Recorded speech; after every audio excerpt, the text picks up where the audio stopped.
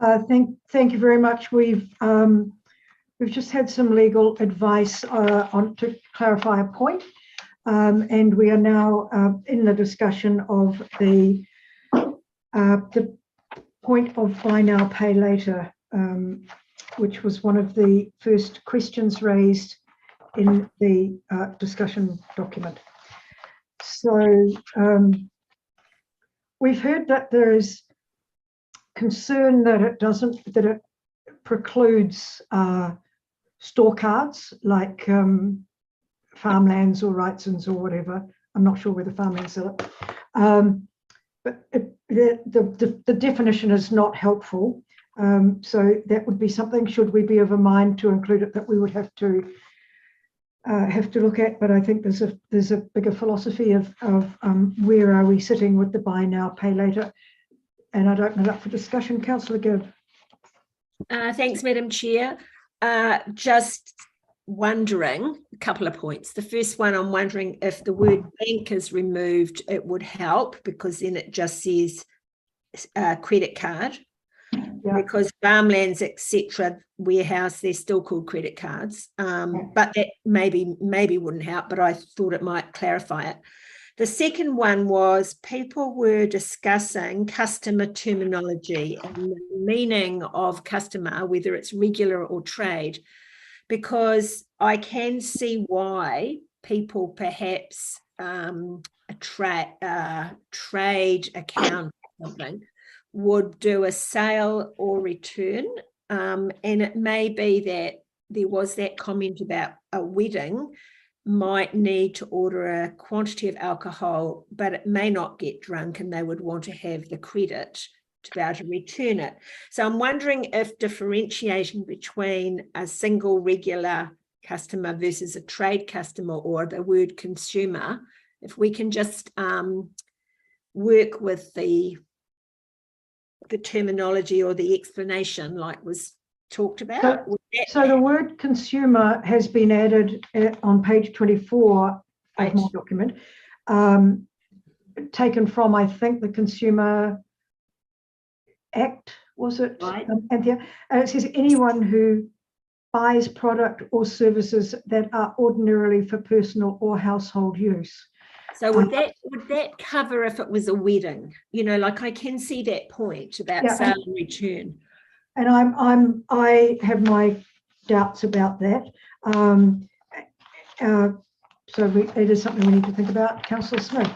You're familiar with advisory notes, and I would suggest including an advisory note that trade accounts and one-off events such as weddings, 21st or the like exempt from this or not intended to be covered. It's a simple way of giving guidance to the DLC and how it's to be issued, and it would give some comfort from what I've heard this morning. Yep. And I've already had feedback through the DLC with some of these organisations, and I agree there's unintended consequences in how it's written at present, but a simple advisory note saying it's not intended to cover trade accounts, normal trade accounts, and the likes of one-off events such as weddings, 21st and the likes. And we indeed heard from the supermarkets that it's not intended for the consumer per se. So yeah, I'm happy that covers that, and I'm also happy with Councillor Gibbs' suggestion of removing bank from the credit card, and I think that had pretty universal approval. If everybody is comfortable with that, is there anybody with any comment? Just to clarify it, without complicating it here, in relation to 2 points have been raised by Councillor Gibb and Smith. So somebody that's been through this process in the last couple of years, when you acquire alcohol for an occasion, be it a wedding, 21st birthday, whatever, you pay for it before it leaves with the agreement of the wholesaler for him to credit you with whatever you return in good order. And that's how it works. So you pay for it regardless. I think Councillor Gibb is bang on the money. Take out the word that talks to bank cards. It's just credit cards. They are, and there's all forms of them. As I said this morning, I have a farmlands card which I used this afternoon to buy a battery. I can use it to buy alcohol. I can use it to buy groceries. It's just another credit card. It just happens to come with a discount that you only get if you hold one. Thank you. Councillor Church.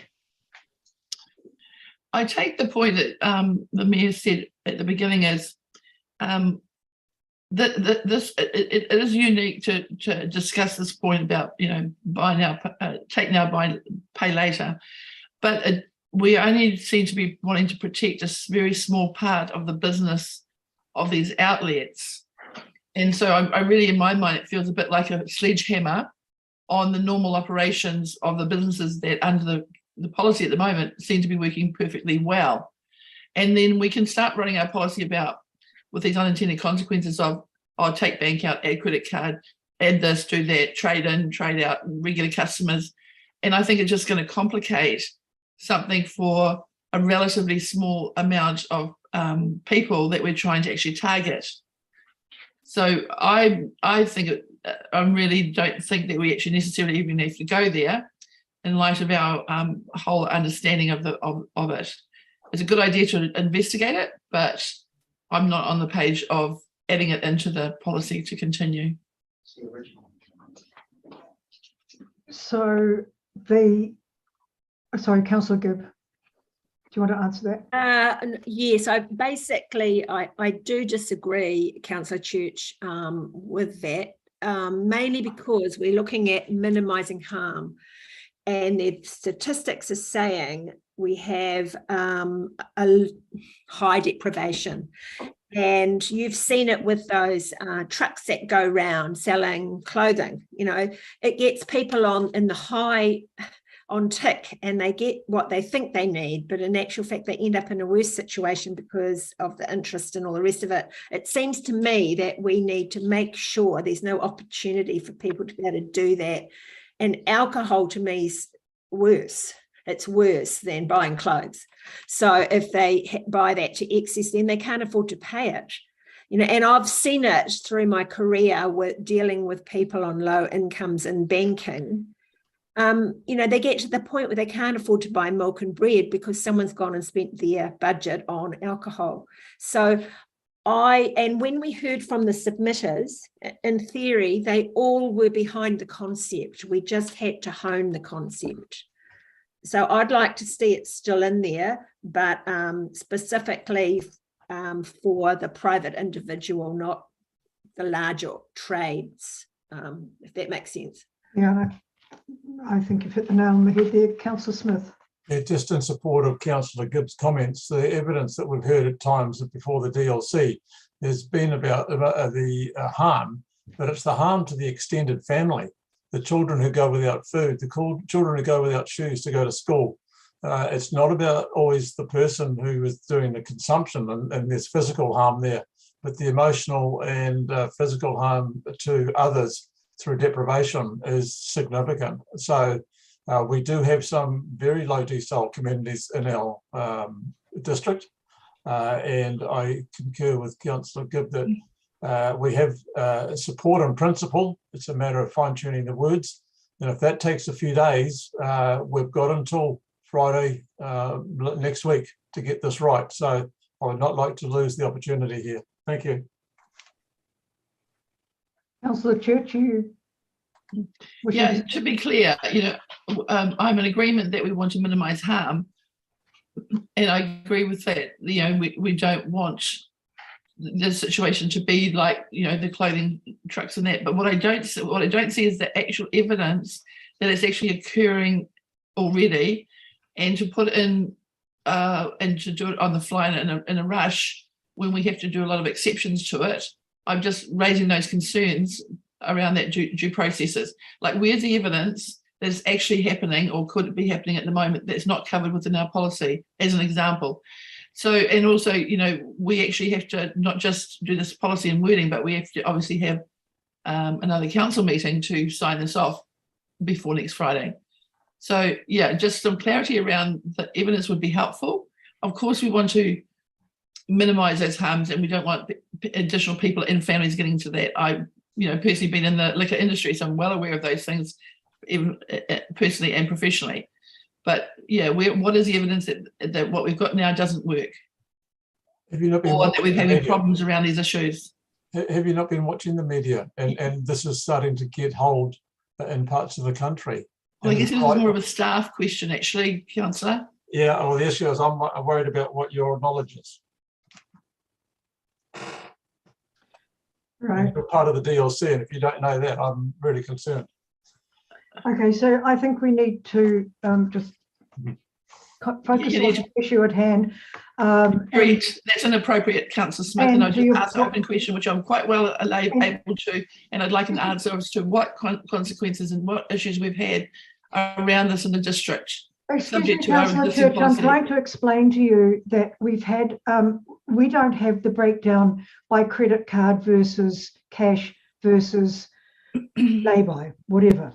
But we do have information from the health department of Wharaora, who point out that the greatest presentations at the emergency department for alcohol-related injuries come from areas of higher deprivation. You could extrapolate that potentially those areas of higher deprivation may be the ones who are looking at a on credit type of situation. So I think I hear your point and I hear what you're saying. I'd just like some other leanings as to from the rest of the group, the rest of the panel, as to where your thoughts might sit on a buy now, pay later. Thank you, Madam, and I do take exception to the behaviour of the councillor to my question. The point is noted. We've moved on. Are there any comments from any of the other members of the panel? Councillor Wallerton. Just from my understanding, I have no issues with credit cards, organisations, everything. It's just when the liquor company is providing credit itself, and I think that's to me where the issue is going to come from. Because when someone walks in, they don't have anything, and they say, "Oh, I want to buy it. How can I pay this off over time?" And so to me, it's how do we stop that? And that's probably what this rule's about. Correct. So I'm assuming that having heard from some of you, having heard from Councillor Church, who is not in favour of it, that the 5.7.1, I think it is it Anthea? Am I on the right one? Yeah, 5.7.1 and then I. Okay, so that is licensees are prohibited from accepting buy now, pay later as a method of payment for the sale of supply of alcohol to any customer, whether remotely on or on premises. And I don't think it's customer, I think it's consumer, because we don't have a definition of customer. Yes, that's correct. Sorry, that should be, now I'm getting confused. Should be consumer. Yeah, consumer. This condition does not apply to payments made by a standard credit card. And then Councillor Smith suggests that there is an advisory note that says trade accounts and one-off events are not intended to be covered by this restriction. Is that correct? Yes. Councillor I just say, Madam Chair, using a credit card shouldn't be a restriction. So that's wrong terminology. It says this condition does not apply to payments made by a standard credit card. Correct. So a credit card these days is a normal transaction for 90% of New Zealanders. Okay. So I think the confusion here has come around what we would more commonly know as learned people in the room, somebody using hire purchase or lay-by to acquire alcohol when they have no ability to use a credit card or pay for it in any other form. And that's the only bit we're trying to pinch here. Stop from providing that level of service. Correct, and we cover that in saying licensees are prohibited from accepting buy now, pay later as a method of payment for the sale or supply of alcohol to any consumer, whether remotely or on premises, with the advisory note that it doesn't apply to trade or one-off events. Yeah, I think we get this, and that's probably right. Oh, well, it's not probably, it is right. But the trouble is, I think we're trying to grapple with something, get the wording right, I think, and try and not impede on normal transactions. So what is your suggestion, Mayor Ellen, that we should put there in that But case? I think Councillor Smith's on the right foot. I just think there needs to be more to it in relation to that advisory note. An advisory note should factor that this is not to restrict normal trading of these businesses. This is more in light of restricting them extending credit to people where they don't have the ability to get credit anywhere else, I suppose you might say. Thank you. Councillor Gibb? Sorry, I'm just worried about the word standard credit card. Yes, I did think about that as well. I think just credit Credit card. card. Yep, I agree with you. Yep. Thank you. Yep. Ms. O'Gorman? I just had a suggestion with the advisory note. I think probably it's a good idea if we take that offline and try and work out the appropriate words to accommodate Councillor Smith's requirements, and the rest of you are obviously supportive of that. So we Correct. make sure that we get the words correct. It is appropriate to put it in an advisory note, and we'll just get legal just to cast their eye over that as well. So Correct. rather Okay. than doing the wordsmithing today, I think we fully understand the intent, and we could probably, Anthea, correct me if I'm wrong, we could probably draft something up and circulate it outside of the whole policy coming back to you, just to make sure you're comfortable with that. And can I just ask that it be tested with 2 or 3 of those companies that have submitted in support, those big companies that have supported it in principle, and see how comfortable they are and whether they could wish to offer any. I'd rather see this get to being over the line rather than fighting it, but we may agree to disagree in the end. But if we could socialise it with them and come back, it would be really good. Yeah, I'm comfortable with that. Yeah. Okay, so I think we have a position on that, and I'd like to move to the second point, which is clause 5.5, the restriction on standalone bottle stores in areas of deprivation 7 and above, which is rather alarmingly many of us. Since this relates to we've still got, there's a presumption against. So no new bottle stores in Tuakau, Te Kauwhata, Ngaruawahia, Huntly and Raglan, as well as other district localities where the deprivation is 7 or higher.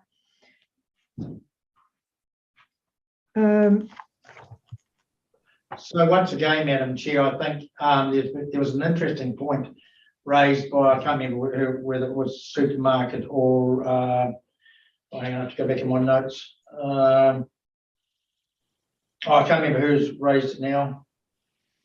Might have been Super Liquor raised it actually, in relation to both Tamaheri and TK. Yeah.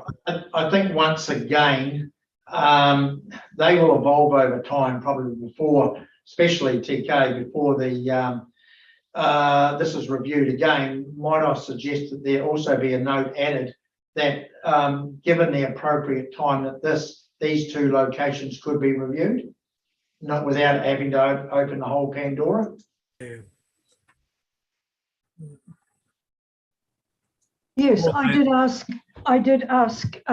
the Dr. Hoskin, I think it was, and he had no suggestion on what an appropriate cap would be if there were none. I think he felt it were none, but acknowledged the growth. Councillor Gibb. Yes, sorry, I seem to be on here a bit. No, you're right, and you're nice and shiny, and I can see you. I'm wondering about a population. Once a population, well, 1 bottle store per so many people in the population, if you know what I mean. But like we have the representation review for councillors, so that there's 1 councillor per so many people. I'm wondering if we could add that in, or is that then introducing a new topic which needed to be consulted on? Yep. I think you're right. I think you're correct. I mean, I think the philosophy is right, but it's almost, it almost then would cause one to go back to other areas such as Pocono, which would currently probably not meet the criteria that it would currently have. Melissa, were you wanting to add something in there? Yeah, because I'm seeing you jumping up and down, and I feel that you have something that might be helpful. I was just going to say that, and sorry if I'm cutting in on Anthea, but that was an option that was considered when we looked at restricting additional bottle stores, and it became quite problematic when you think about how often is that population data updated, how accurate were the boundaries of it, and then obviously you do have the issue of it wasn't something that was consulted on, so it was essentially out of scope. Indeed. For this one. Yeah. Thank you, Ms. Moana Tufai. Along the same lines, thank you. Along the same lines as Councillor Gibb, at what point do you review the DSOL rating, if that's what it's called, deprivation rating of a community? When communities are continually growing, you know, you've got it going on in Te Kaupata, you've got it going on in Pocono, and the makeup of the people that move into the area may not fit the deprivation rating of the people who have been there. So my understanding is that deprivation rating comes out of the questions from the census. So you're saying every 5 years? Whatever the census is. So I'm saying that doesn't make sense because 10 years, that doesn't make sense because, you know, we know that Huntly is growing, we know Te Kaupata is growing, and there's a completely different population. I noticed that in Ngaruawahia. When I go to the supermarket now, the cars in the car park are not the cars that were in the car park 5 years ago, even 10 years ago, even 5 years ago. There's a whole different community coming into our town as a result of the new subdivisions. I understand I what think you're we've got to saying, think about that sort of thing too. I hear what you're saying, but in essence, we need to go on the facts as provided to us through the census. Councillor Smith? Yeah, a live situation we had at Tamahiri where we had an application for a bottle store. The community supported a wine, a fine wine bar. Basically, it was portrayed as an upmarket wine bar. Evidence came out at the hearing that the applicant owned several run-of-the-mill bottle stores in Auckland, and there was no reason why he wouldn't bring a run-of-the-mill bottle store, because a bottle store is a bottle store under legislation. An off-license is an off-license. So it was argued earlier about level playing fields, and basing it solely on the deprivation index or on growth is not necessarily what a community wants. And we saw that in the Tamahiri. They were happy with a more upmarket approach, but not common garden variety, and it's very difficult to legislate for that. So moving forward on just deprivation is going to be difficult in itself for a DLC, because any garden variety could establish when it's against what the community wants. So I think using deprivation, which is what we settled on, may not in itself be sufficient to protect a community. So I'm just a bit concerned when you say Tamahiri. If we go with the status quo, Tamahiri doesn't have one, and nor does Te Kaupata. And we've heard a lot from that community that it doesn't want one. So, and then you've got industry interests. It's about making money for the industry, and I'm not worried about the industry. I'm worried about protecting the communities that want to be protected. So if we boil this down to the point at hand, we asked people if they agreed or disagreed on the issuing of new standalone stores, et cetera, as per the 5.1. And what we got back was generally a no. We like it the way it is. Yes, well, Madam Chair, the LAP is for our community to have an external company come in and say they want to expand because it's good for their business. and their shareholders. We're saying the same thing. Yep. Saying the same I thing. just want to reinforce what you're saying. Yeah. It's a lap for the locals. So in the absence of any further discussion, I am hearing that the restrictions as we have prescribed are the restrictions that should prevail. Is that correct? Right. Okay. Thank you. And differentiating between different types of off licenses. Some submitters noted there should be no differentiation and that the supermarkets should be have an advantage, etc. And that there was discussion on the kinds of products, and I'm not clear where we landed on that. Is there any commentary on that? Because our clauses 5.3.2, 4.1 and 5.1 only apply to bottle stores. The hearing that I'm getting from this is that the supermarkets are pretty happy with that. The liquor stores are not happy with it. So we need to make a decision in there. Ms. Moana Tufonga, you have your hand up. Yes. Can there be any sort of clause that says that supermarkets can only sell at the same times as liquor outlets? So because supermarkets here, they open at 7, but liquor outlets can't open at 7. So can it be that supermarkets can only sell after 7 or after 8, whatever it is, that so that they're not against what's been proposed, but they just want it to be fair. So if you sell alcohol here or here or here, you get treated the same. So if you sell it in an outlet, you can sell at 8 or whatever the time is. If you sell it at a supermarket, same. You can only sell in those hours. Maybe we do something like that. Councillor. Yes, I know that this particular topic's been discussed in briefings and workshops, and the point that was made is that, there could be, say, a nurse or another person who does night shift, does their supermarket shopping on their way home from their shift finishing. They're not intending to guzzle a bottle of wine. They just want to buy it ready for the night or another event.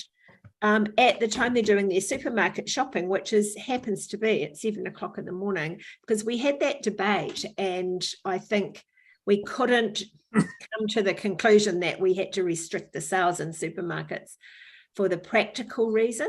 I think from memory, Councillor Smith might recall better than me on that. Councillor Smith.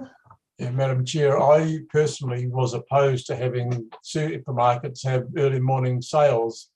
However, I ran out of milk one morning and went into the supermarket at Ngaruawahia, and there was a woman of about 60 and her daughter of about 35 walking together around the supermarket, putting what was clearly their weekly grocery shopping in the basket, in the trolley. And they went and they picked up one bottle of wine and put it in the trolley.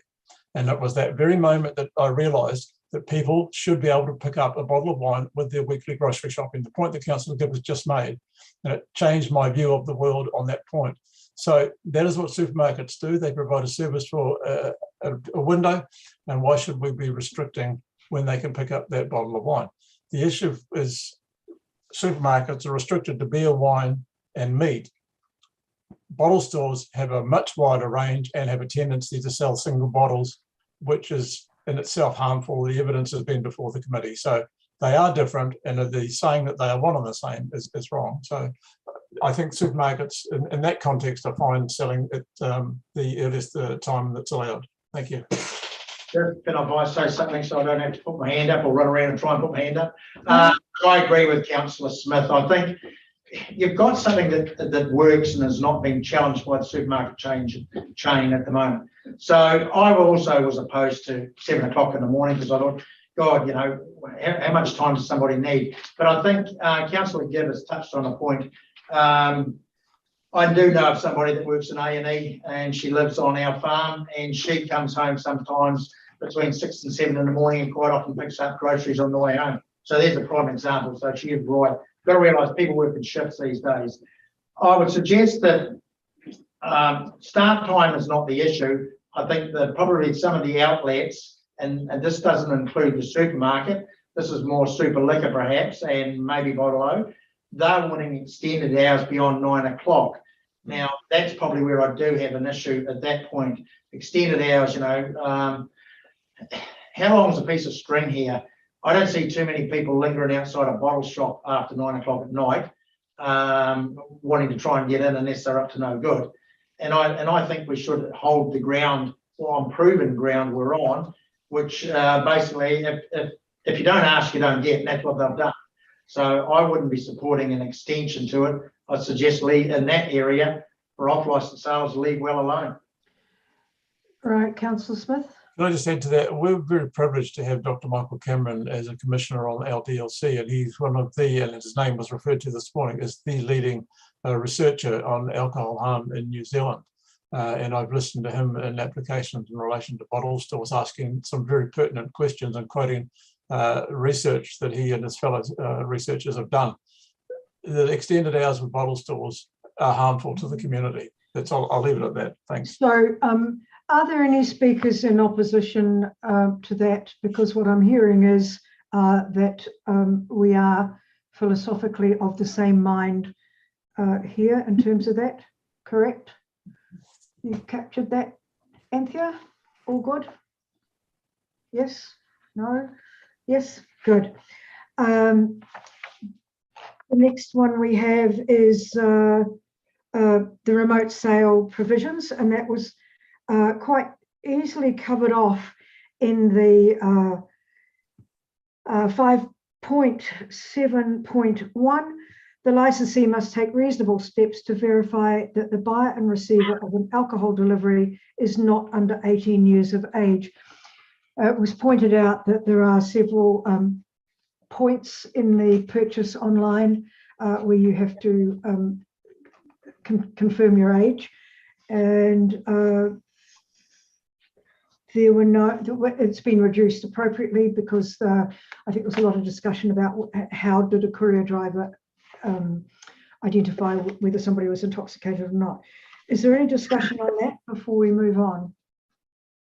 No, all good on that one. The Te Kauwhata bottle stores we've covered. The majority of the submissions were in opposition to a new store. We have Raglan with its request for a change in hours, and a closing off license time is on license time is extended from 1 a.m. Is there any discussion on that one, Councillor Maguire? Yeah, just going back to that delivery thing, the gentleman that made the submission talked about people that struggle to talk properly. And he's doing a lot of training, a lot of research, a lot of training to ensure that they get it right. Are we going to take that into consideration at all, or are we just going to leave it as we got it? So the recommendation is that we leave it as we have it, because it would mean then having to require all courier drivers to be trained in whatever that particular aspect might be, also for them to be able to recognise degrees of intoxication. So we're putting that quite an onus on a third party, and I think Anthea may have something she wants to add to that as well. Yeah, I just want to double check that what I have suggested there is that we just remove the end of, so in the, it'll be 5.8.1, so it would read, the licensee must take reasonable steps to verify that the buyer and the receiver of an alcohol delivery is not under 18 years of age, full stop. And that would then remove the, and that, sorry, and that the receiver is not intoxicated. Yeah. So, yeah. Thank you. Otherwise, we are creating a lot of unintended consequences. Councillor Thompson, you've got a your hand is really hard to see, I have to say. But yeah, it is. It's got a funny colour. So sorry about that. Thank you, Madam Chair. I just wanted to speak to the points about the Raglan opening hours. Yeah. I think what I heard from both Chris and Finn, they were asking to engage with the community around the extension of that. And I do understand about the 1 o'clock, the challenges, particularly for one of the venues in Raglan, the challenges of the 1 o'clock closing, because it does create a number of issues with people exiting, because I think what you find is, people go out and have something to eat, but then they do a lot of preloading, and between 10 and 1. So they are sending people out onto the streets who are pretty loaded, alcohol wise and stuff like that. And I know that the outfall from that is fighting. And I know that is an experience from my son and my daughter. My son's 19 and my daughter's 21. And that people are bottlenecked into there. So what they were asking was the consideration to engage with the community to look at what some of those options were for a further discussion. So, that might be something that we consider. And I would have liked to have heard as well from the police response as well, particularly around Raglan. And because I know that in recent times there have been a couple of incidences that have happened where the police haven't been around at the 1 o'clock closing time that have caused problems. So it might be something worth considering. Thank you, Councillor Gibb. Oh, sorry, Anthea, did you want to respond to that? Yes, I did. Just through you, Madam Chair, that triggered something in me from David Hall way back in January when we asked police feedback, and they noted that police have concerns regarding the number of licensed premises in Raglan. We feel that there are more than enough to service the town and visiting population, and that closing hours should not be extended past 1 a.m. as this causes difficulty for enforcement agencies to attend and patrol effectively. Thank you. Councillor Gibb? Yes, it's an interesting one, and I can see that they are different, and I can see that they had some points, but then on the other hand, we heard evidence that the experts believe it doesn't make any difference. So it is a real hard one, and I do appreciate they would have liked better consultation just specifically for that community. Just a question that maybe Councillor Smith can help me with. If we set the guidelines in our lap to that 1 o'clock closing as a preference, could we put in there a clause, because Raglan is that tourist town, to say on application to the DLC, there could be some exemptions for specific times, like, I don't know, like when, but because they're a tourist town, they're our only tourist town, they were making the point that they can bring in different entertainment if they had longer hours. I just wondered if we could just have on application for exemptions or something. Indeed, that was my thinking, Councillor Madam Smith. Chair, this is the handbook, and it's all about the sale and supply of alcohol legislation, 2012, and it's been updated, and the latest edition is 2020. The legislation says that the LAP can be overruled if there's good grounds to do so, but at the DLC's, they're just cruising their head, but as far as the community goes, it would be my words. But there are, the LAP is what should be adhered to, but there is a proviso in the legislation that the DLC does not have to adhere to it 100%. So there is flexibility on merit and on a single application. The merits of the application, they can be overridden. The issue that I have, and I'd refer to the recent decision of the Waikato DLC, Rockaway Beach Limited, trading as the Yacht Club Raglan. And the decision is about 25 pages long, several thousand words, and the application for renewal has been refused. So that is under appeal, and so I don't need to go into the merits of the refusal. However, there's an extensive section that covers the evidence of the police in relation to the violence, the harm, and also the individual constables who attended certain instances at the Yacht Club after closing and at closing where there was violence directed at the police and at others within the community, and the smashing of bottles throughout the street and the community.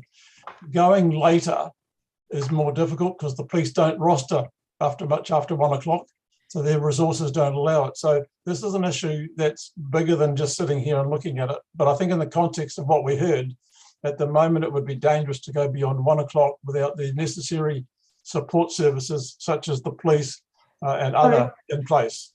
Councillor Smith, I'm just wary of you going too far on this one. I'm not going far enough, probably. Wait one. But we've made our decision and it's now under appeal. We wait for that. My question is further to Councillor Gibbs one. What status does an advisory note hold? It's just the same as a weight in a RMA. It's a matter of clarity as opposed to a definitive. I would suggest it seeks to clarity. So an on license could apply. Any on license in any area could apply for an extension to the hours and be considered on merit. Is that correct? Could be, but I would suggest if it's in the lap, a DLC would be very loath to do so. Correct. Without merit. So then my logic is saying, given the discussion put forward by Councillor Thompson on behalf of Raglan, given its specific attractions and the submission that we heard from somebody saying they couldn't book acts because of the timing, would it have any merit in having an advisory note for tourist towns like Raglan? Look, Madam Chair, I've got to say it because I've got to go in a minute. Can I say, you start making exceptions for one community because they are a tourist town versus any other community across the district, you're on slippery slope. Once you open this Pandora box for Raglan, you'll have every community with an alcohol outlet who thinks that they've got a right to be treated equally up there. And quite honestly, they'd be entitled to it. There's no reason to stop. You couldn't define it. You can't define it as a tourist town as a piece of legislation that's treated differently from any other community here in Ngaruawahia, Huntly, TK, Pocono or Tuakau. So I really think it's either you stick to 1 o'clock or you go to what they want. Now, I'm strongly of the view that you stick to the 1 o'clock. Once again, it's worked. And just to Councillor Smith's point, on any Thursday through to Sunday night, there is only 4 officers rostered on out of the Huntly Police Station, which covers Raglan, which covers everything from Maramarua to Raglan. So, in the event of an issue in any of those areas, it'll be done on priority. And a scrap in the main street of Raglan versus a car accident in the north will not get a high priority. It'll have to wait for Hamilton to probably get out there to service it. So policing is an issue in those communities. So, you know, we all know the story. Nothing really good happens after 1 o'clock when it comes to alcohol in the middle of towns. Madam Chair. Thank you, Marianne. Councillor Smith. Yeah, thank you. My point is that we've got 2 self-interest gentlemen. One of those has a problem with alcohol, and that's a public record. The reality here is 2 self-interested people. You have the medical officer of health, Alcohol Health Watch. We've got a balance there about the safety within the community and alcohol harm. I'm not interested in supporting individual self-interest who want to make money and sell alcohol at the cost to the community. Thank you. Councillor Wallerton, what's your input? Yeah, in actual fact, I didn't realise there was a problem in Raglan, and listening to the people, they're actually saying there's fighting, there's open fighting. That it's actually, it's like, oh no, we fight, you know, we don't want to fight, it's alcohol. So I'm always of the opinion that we need to bring the alcohol closing down earlier. I know that's not popular. Because there shouldn't be an issue. Anyone has a right to walk down the street and not be abused or have a fight, you know, someone trying to attack them, which it sounds like, and I don't know, but that's actually what they themselves are saying. So to extend it, in my own mind, is a mistake because you're just making the problem worse. And the other point is there's nothing wrong with extending the time. It's just whether we sell alcohol, because you don't have to have alcohol to have a good time. And that appears to be what's coming out in this discussion, that they cannot have a good time without alcohol. And to me, that is actually very concerning, and I'm a little bit worried about the ethos in Raglan. Okay, so in the absence, Councillor Thompson, yes, I know you're on the contrary, in the absence of other discussion to the contrary, it would appear that we are not in favour of offering extensions under the local alcohol policy to Raglan. Am I correct in that? Okay, so moving on, the other one was, I think we've covered this, was the reduction of the maximum trading hours. I think so the off license, sorry, the off license are currently 7 a.m. to 10 p.m, but where are we landing on that, Anthea? I've got myself lost in my book.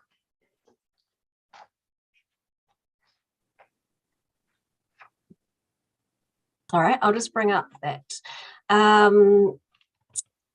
So just with club licenses, there was an error in the draft policy. It said 1 p.m, so that's changed to 1 a.m, so that one's easy. Off license and on license, we suggested that remains the same. Off license remains the same, as that is in alignment with the Sale and Supply of Alcohol Act. The on licenses, it's currently 7. We suggest that that's moved to 8 because it doesn't align with what's in the Act presently, and also our current on licenses are all from 8 a.m. Special licenses, there was a request that this isn't determined on a case-by-case basis, but rather it should be set to 8 a.m. to 1 a.m. But again, we suggest that that's left as is, as it aligns with the Act. So you're suggesting that supermarkets change to 8 o'clock? No, that's not an off license. That's 7 o'clock. No, you're saying they're changing to 8. Is that correct? That is for on licenses from 7 to 8. Sorry. Yeah, and the offs 7.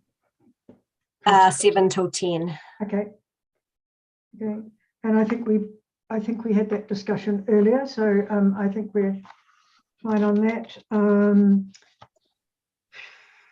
There was some information given by the Tamahiri Community Committee and also the Alcohol Health Watch submission in terms of alcohol advertising as it relates to schools. Madam Chair, can we go back to the hours? I thought you were, sorry. Yep.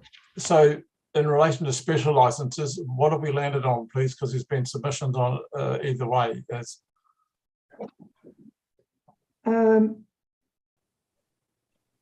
They are 7 a.m. to 1 a.m.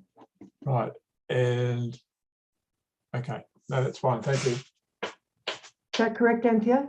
It is, but or determined on a case-by-case basis, but can't be any longer than 7 a.m. to 1 a.m. the following day. Okay, so I just want to make sure that we've got that clear, because in your notes, no, I have got it clear. Sorry, I'm just double thinking it. Okay, discretionary conditions. There are a number of discretionary conditions, and I think you've covered those in. You're saying that they shouldn't be included, and the reasons why they should not be included. If there's no discussion on that, then we'll move on to the additions to sensitive sites, again, where we've recommended there are no changes to those clauses, as it gives the DLC an element of discretion.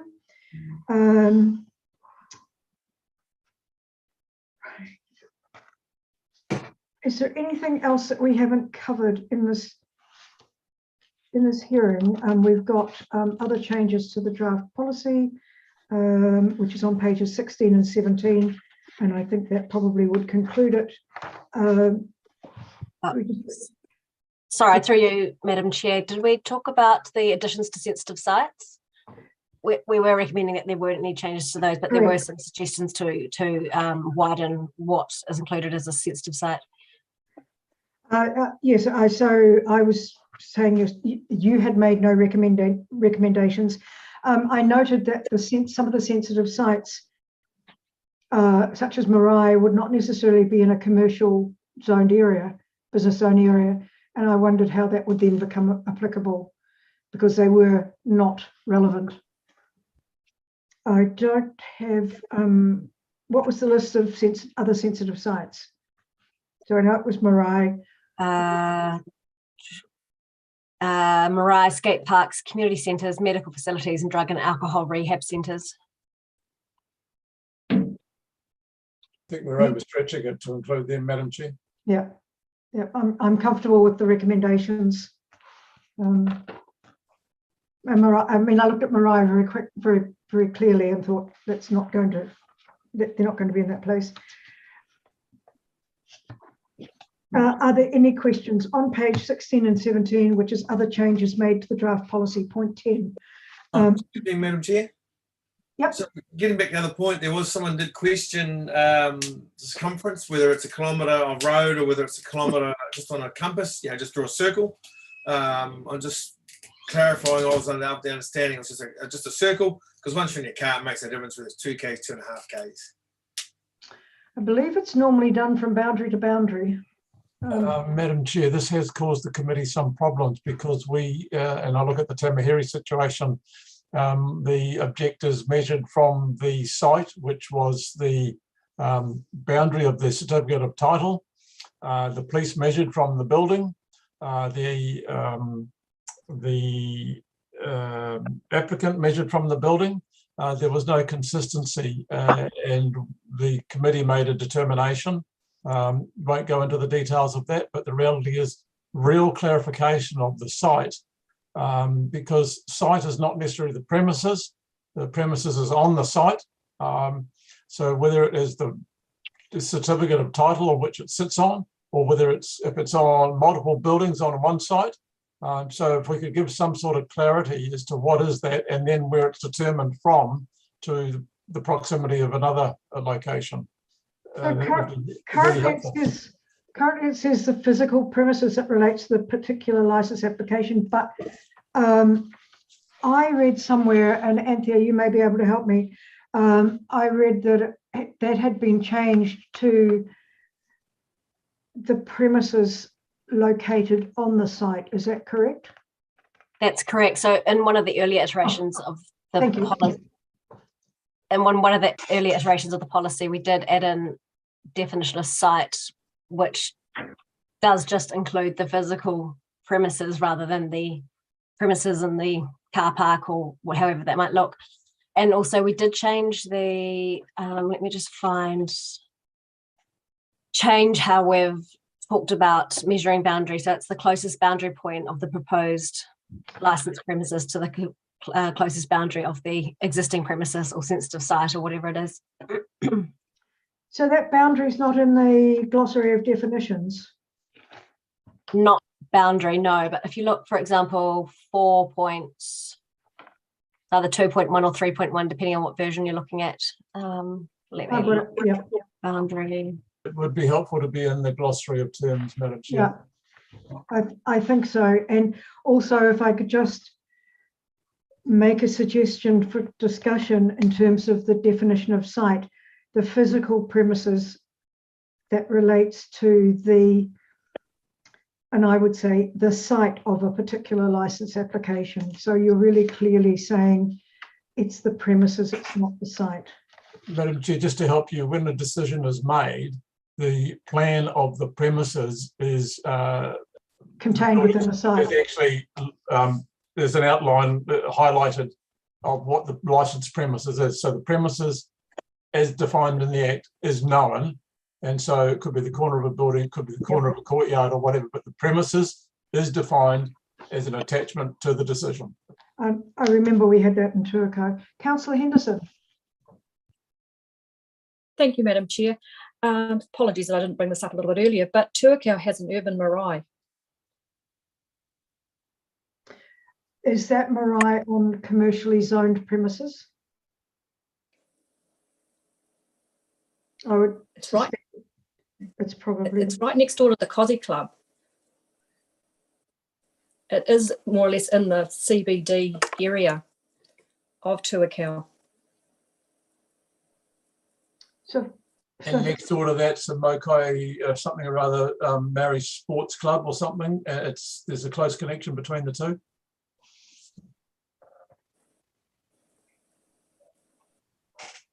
so therefore what? It's an urban marae, and down the track, Pocono is hoping to have an urban marae right in the CBD of Pocono as well. I don't think that'll be happening, councillor. So, Madam Chair, we've got the Cosy Club and another sports club immediately adjacent to that marae, and it's never come up as an issue in any of the applications, and none of them have ever been opposed. Okay, thank you. Councillor Willerton? Yeah, getting back to measuring distance, it's sort of trying to work out what the issue is, because then if you know what the issue is with the site, like, is it people spilling out onto the street? Is it the advertising on the side of the building we're trying to ignore? Like if it's advertising, well then we need to say from the advertising of the building. If it's people spilling out of the street, well then we need to say the exit entry point. So that to me is sort of what is it we're trying to define, and what's the issue from the premises?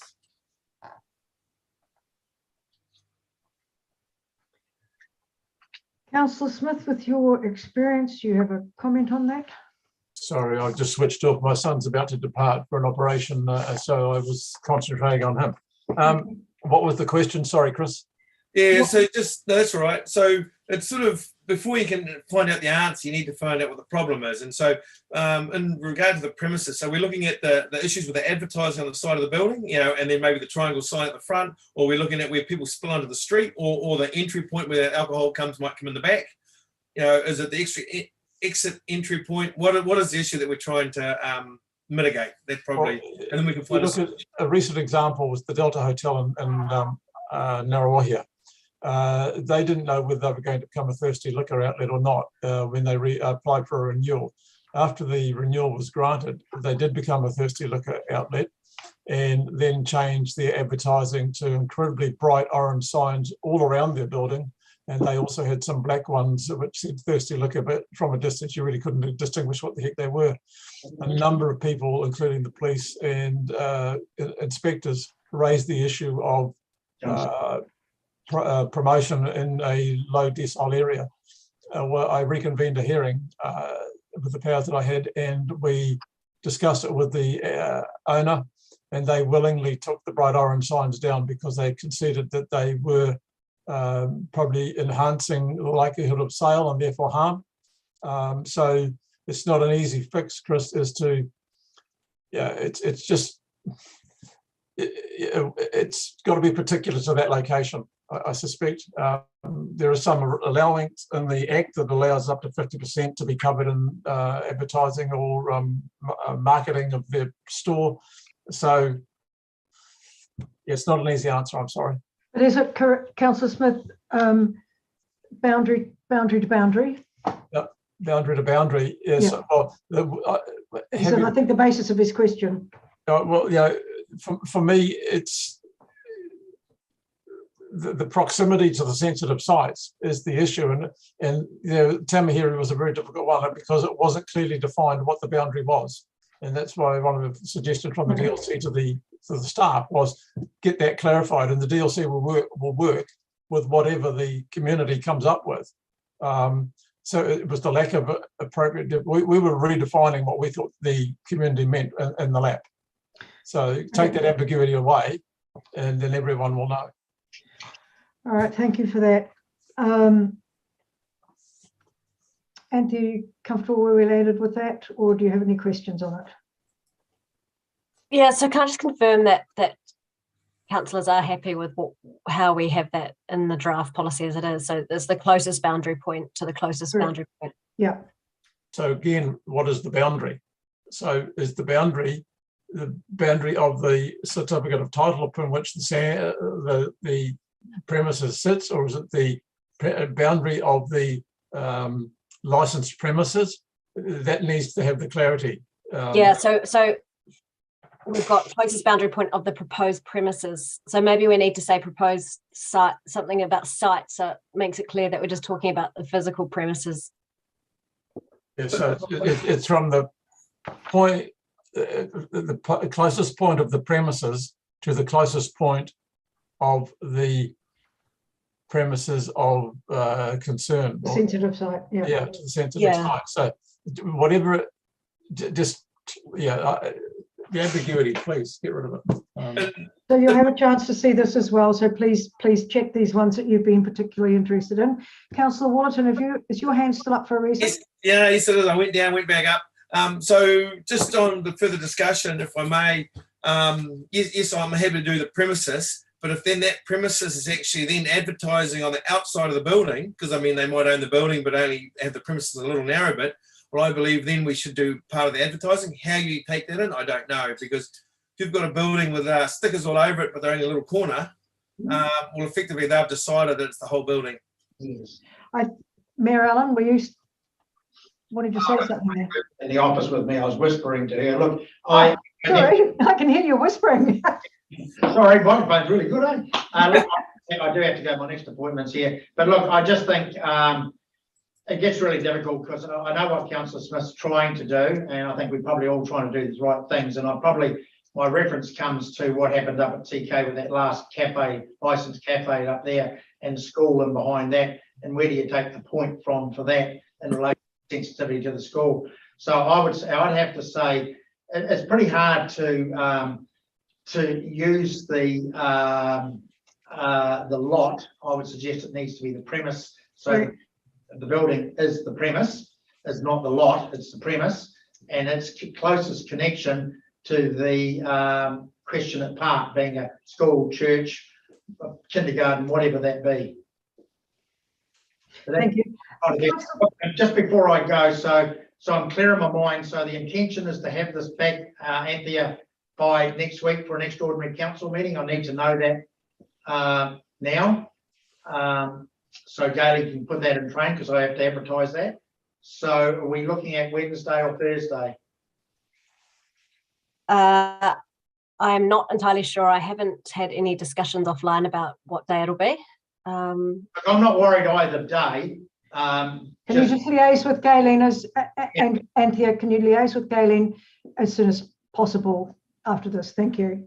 But it is the intention to have it next week. Councillor Wallerton, I think also to your point, we run the risk of being so overly prescriptive that we are tied up in whether a sign is X or Y. I think it's there's visual amenities as well coming into it. So I think I'm comfortable with that. Councillor Church.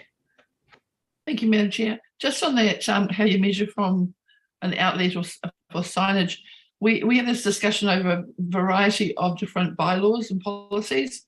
It would be good if the council came up with one set of measurements. I think one of the last times I recall, it was the centre of a circle of the middle of an outlet, as was an example. In the past, we've had from the front door or the back door on a linear line. So I just think over our overall bylaws, wherever we land, if we can go towards keeping that in mind, what we've decided, and perhaps making sure that we can continue that across and be consistent across our bylaws. Yes, I do recall those things as well. And I think the consistency probably lies instead of imaginary circles and imaginary lines, the closest point of the premise to the closest point of the other premise seems entirely logical to me. Thank you.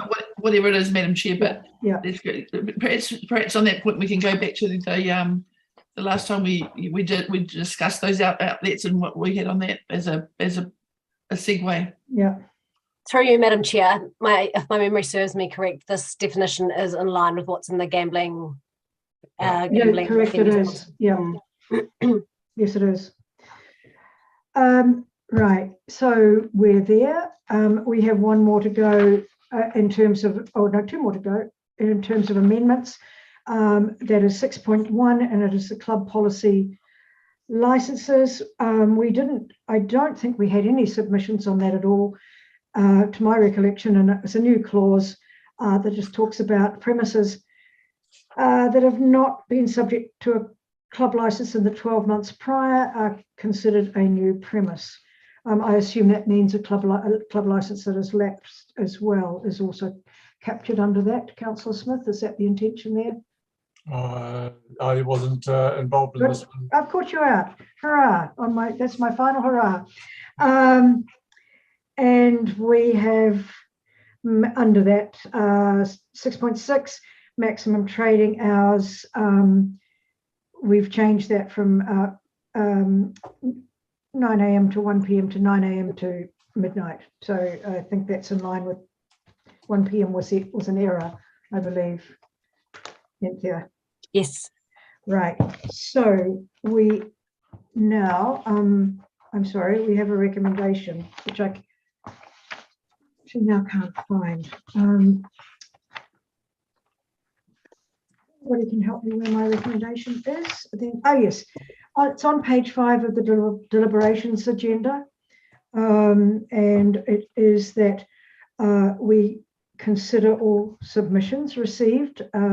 We direct staff to make any changes that may be necessary, and we've discussed those in detail. That we recommend that the council adopts the provisional local alcohol policy option 2 at an extraordinary council meeting next week. And we recommend that council approves a public notification of this policy as soon as possible after the approval of the provisional local alcohol policy. I'm happy to move that. Councillor Smith, you're seconding it? Yes. Thank you very much. All in favour? Aye. Hands? Anybody against? That was a very, Rob, were you against? No, you were a for. Okay. All right. Thank you very much, everybody. It's been a long day. I'm sure we could have tightened it up a bit, but it's one of those very difficult ones that I think I probably put in line with the dog bylaw and the stock bylaw as favourite things I never want to have to do again. And since I'm retiring, I don't. I declare the meeting closed. Thank you very much for your time and your participation, and thank you for your thoughts and the effort you've put into it. Thank you.